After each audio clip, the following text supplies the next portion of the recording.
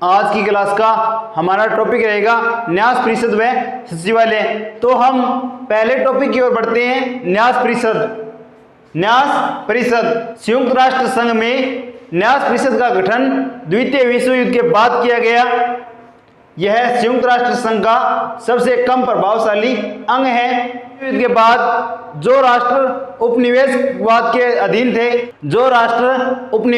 के अधीन थे स्वयं को स्वतंत्र नहीं कर पाए या दूसरों के पराधीन थे, तो इन राष्ट्रों को क्रियान्वित करने के लिए न्यास परिषद का गठन किया गया। इससे पहले विश्व में न्यास व्यवस्था के स्थान पर मैंडेट व्यवस्था चलती थी। विश्व में उपनिवेशवाद के अधीन आने वाले राष्ट्रों का क्रियान्वयन करने के लिए न्यास व्यवस्था को लागू किया गया। चार्टर के अध्याय 8 में न्यास परिषद के बारे में विचार किया गया है। ऐसी व्यवस्था लागू करने के लिए प्रावधान किया गया है। चार्टर के अनुच्छेद 76 में बताया गया है कि संयुक्त राष्ट्र संघ अपने अधीन आने वाले समस्त न्यास प्रदेशों को क्रियान्वित करने के लिए अंतर्राष्ट्रीय स्तर पर एक न्यास व्यवस्था लागू करेगा जो पूर्णतः समझौतों पर आधारित होगा। अर्थात अनुच्छेद 75 में स्पष्ट बताया गया है कि न्यास व्यवस्था के अंतर्गत केवल उन राष्ट्रों को क्रियान्वित किया जाएगा जो न्यास प्रदेश के अधीन आते हैं, उपनिवेशवाद के अधीन आते हैं।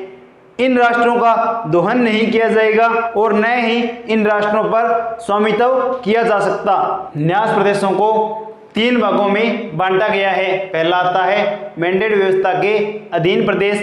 इन प्रदेशों में जर्मनी व टर्की द्वारा पीड़ित प्रदेशों को शामिल किया गया है। न्यास प्रदेश का दूसरा भाग द्वितीय विश्व युद्ध के बाद शत्रु राज्यों से छीने गए प्रदेश शामिल किए गए हैं। विश्व युद्ध के बाद जो विजेता राष्ट्र थे उन्होंने जो शत्रु राष्ट्र थे उनसे प्रदेश छीने थे, उन प्रदेशों को इस न्यास प्रदेश के अंतर्गत शामिल किया गया था। इसका तीसरा भाग विश्व की महाशक्तियों द्वारा अपनी इच्छा से संयुक्त राष्ट्र संघ को सौंपे गए प्रदेश शामिल किए जाते हैं।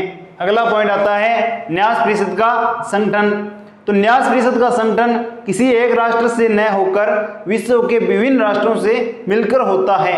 न्यास परिषद के संगठन को 3 प्रकार से बांटा गया है। पहले भाग में उन राष्ट्रों को शामिल किया गया है जिन्हें न्यास प्रदेशों का भार सौंपा गया है। इसके पहले भाग में वे राष्ट्र शामिल किए गए हैं जिन्हें न्यास प्रदेशों का भार सौंपा गया है। ऐसे राज्य ऑस्ट्रेलिया, न्यूजीलैंड, अमेरिका और ब्रिटेन हैं। न्यास परिषद का संगठन किसी एक राष्ट्र से संचालित न होकर संयुक्त राष्ट्र संघ के सभी सदस्यों द्वारा संचालित होता है। ये दूसरे भाग में सुरक्षा परिषद के ऐसे स्थायी सदस्यों को शामिल किया गया है जिनके पास कोई भी न्यास प्रदेश का भार नहीं है। ऐसे राज्यों में चीन, फ्रांस और सोवियत संघ जो वर्तमान में रूसी गणराज्य हैं को शामिल किया गया है। इसके तीसरे भाग में इनके मध्य अनुपात को शामिल किया गया है। भाग में ऐसे राष्ट्रों को शामिल किया गया है जो न्यास प्रदेशों का संचालन कर रहे हैं और जो न्यास प्रदेशों का संचालन नहीं कर रहे हैं उनके मध्य समान विभाजन के लिए पर्याप्त होंगे। अर्थात ऐसे सदस्यों का निर्वाचन महासभा के द्वारा 3 वर्षों के लिए किया जाएगा और ये सदस्य पुनः निर्वाचित हो सकते हैं। अगला पॉइंट न्यास परिषद के कार्य हैं। न्यास परिषद के कार्य। न्यास परिषद का पहला कार्य न्यास प्रदेशों की प्रगति का रिपोर्ट जानना है। अर्थात न्यास परिषद न्यास प्रदेशों के अंतर्गत आने वाली या उपनिवेशवाद के अधीन आने वाली देशों की जनसंख्या की रीति की रिपोर्ट बनाती है। अर्थात वह अपनी रिपोर्ट में न्यास प्रदेशों की जनता के विकसित होने और नए विकसित होने आदि के बारे में सब बताती हैं। न्यास परिषद का अगला कार्य प्रशासनिक सत्ताओं से प्राप्त रिपोर्टों की जांच करना है। जिन राष्ट्रों पर न्यास प्रदेशों का भार सौंपा गया है उन सत्ताओं से जो रिपोर्ट प्राप्त होगी उन रिपोर्टों की जांच करना है। न्यास परिषद यह जानने का कार्य करती है कि उन सत्ताधारी देशों ने न्यास प्रदेशों के बारे में क्या कार्य किए हैं, उनकी प्रगति के लिए क्या काम किए हैं आदि सभी की रिपोर्ट की जांच करेगी। बाद अगला कार्य सत्ताओं के परामर्श से प्रार्थना पत्रों पर विचार करना। न्यास परिषद सत्ताधारी राष्ट्रों से न्यास देश के बारे में परामर्श लेगी और वह परामर्श पर विचार करके एक प्रार्थना पत्र संयुक्त राष्ट्र संघ को भेजेगी। इसका अगला कार्य समय समय पर निरीक्षण करने के लिए न्यास प्रदेशों का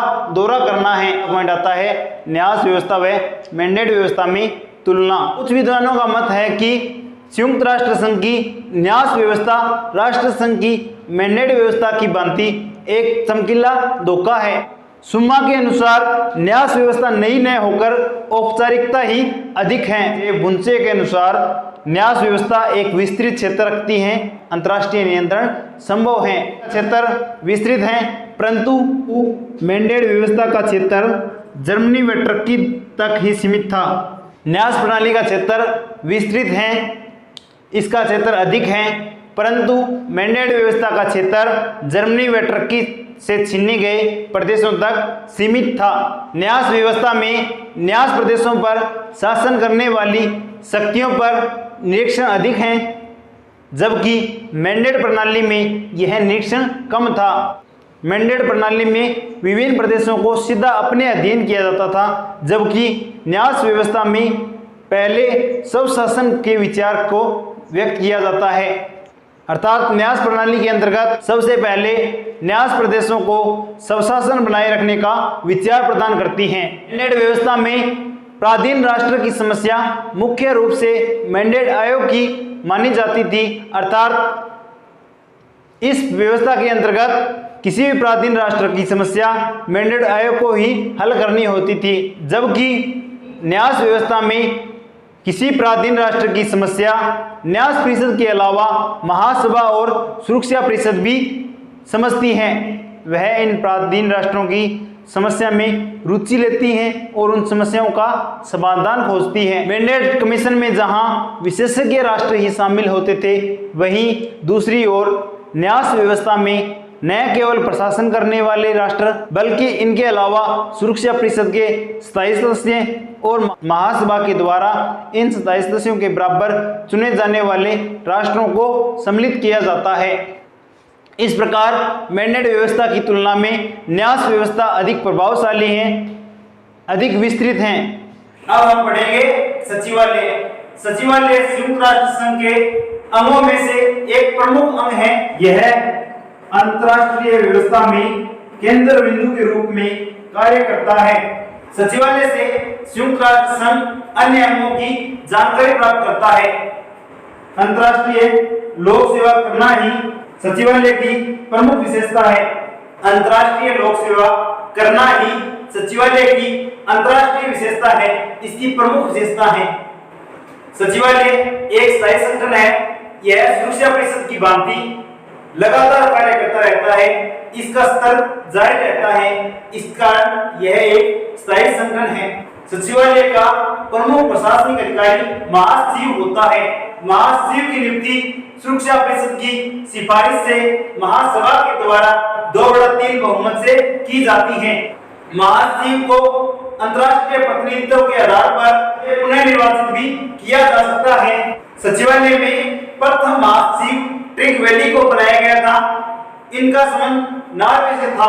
वर्तमान महासचिव एंटोनियो गुतेरेस को बनाया गया है और ये पुर्तगाल से संबंध रखते हैं। संयुक्त राष्ट्र संघ के सचिवालय का मुख्यालय न्यूयॉर्क में है। इसकी एक शाखा जिनेवा में भी है। अगला पॉइंट है सचिवालय का संगठन। यह यूएनओ का एक प्रशासनिक अंग है। इसमें महासचिव व अन्य कर्मचारी शामिल होते हैं। सचिवालय का प्रमुख प्रशासनिक अधिकारी महासचिव होता है। इसका प्रमुख प्रशासकीय अधिकारी महासचिव होता है। महासचिव महासभा के द्वारा बनाए गए विनियमों के आधार पर सचिवालय के अन्य कर्मचारियों की नियुक्ति करता है। इन कर्मचारियों में आर्थिक व सामाजिक परिषद के सदस्य, न्यास परिषद के सदस्य एवं अन्य कर्मचारियों को शामिल किया जाता है। इसमें आर्थिक व सामाजिक परिषद के कर्मचारी, न्यास परिषद के कर्मचारी एवं अन्य छोटे बड़े कर्मचारी शामिल किए जाते हैं। इनकी नियुक्ति महासचिव महासभा के द्वारा निर्धारित नियमों के आधार पर करता है। सुरक्षा परिषद से संबंधित कार्यों का विभाग, इस विभाग के द्वारा सचिवालय सुरक्षा परिषद से जुड़े हुए कार्यों का ब्यौरा लेता है, कार्यों का विवरण लेता है। प्रशासकीय वित्तीय सेवा विभाग, इसके अंतर्गत सचिवालय प्रशासनिक सेवाओं को संचालित करता है।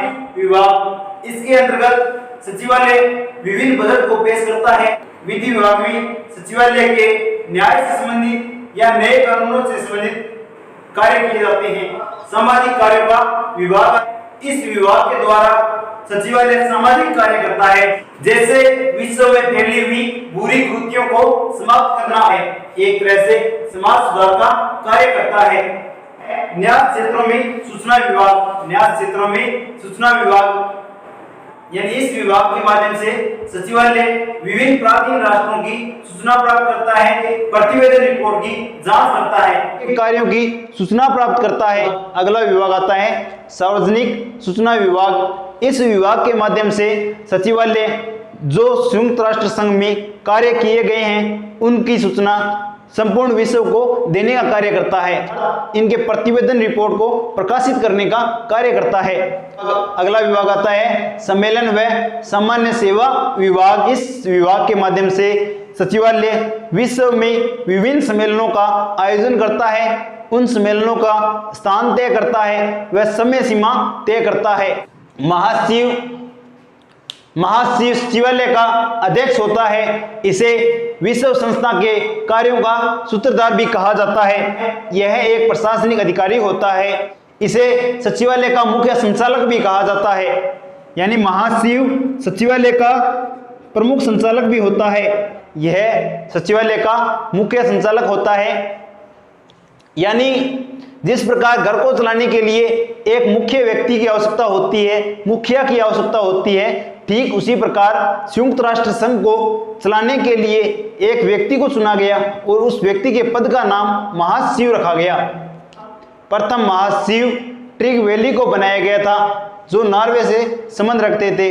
वर्तमान महासचिव एंटोनियो गुतेरेस को बनाया गया है और ये पुर्तगाल से संबंध रखते हैं। अगला पॉइंट आता है महासचिव के कार्य। महासचिव विश्व संस्थाओं में अनेक कार्य करता है। कार्य सामान्य महासचिव प्रशासनिक अधिकारी होने के नाते महासभा, सुरक्षा परिषद, न्यास परिषद, आर्थिक व सामाजिक परिषद की बैठकों में भाग लेता है और उनकी अध्यक्षता करता है। सचिव संस्था के कार्यों की रिपोर्ट महासभा को भेजने का काम करता है।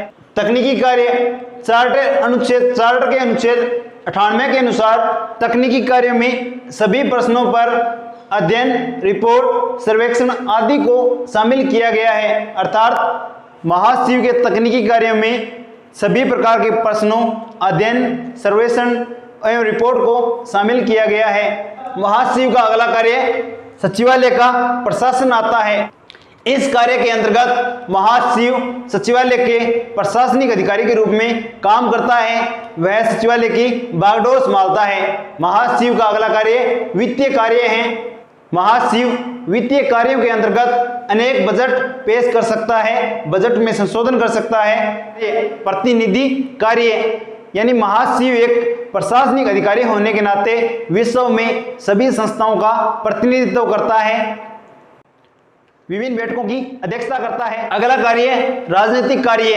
महासचिव संयुक्त राष्ट्र संघ का सबसे बड़ा पद है, इस कारण वह एक प्रतिनिधि के रूप में राजनीतिक मुद्दों को सुलझाने का काम करेगा।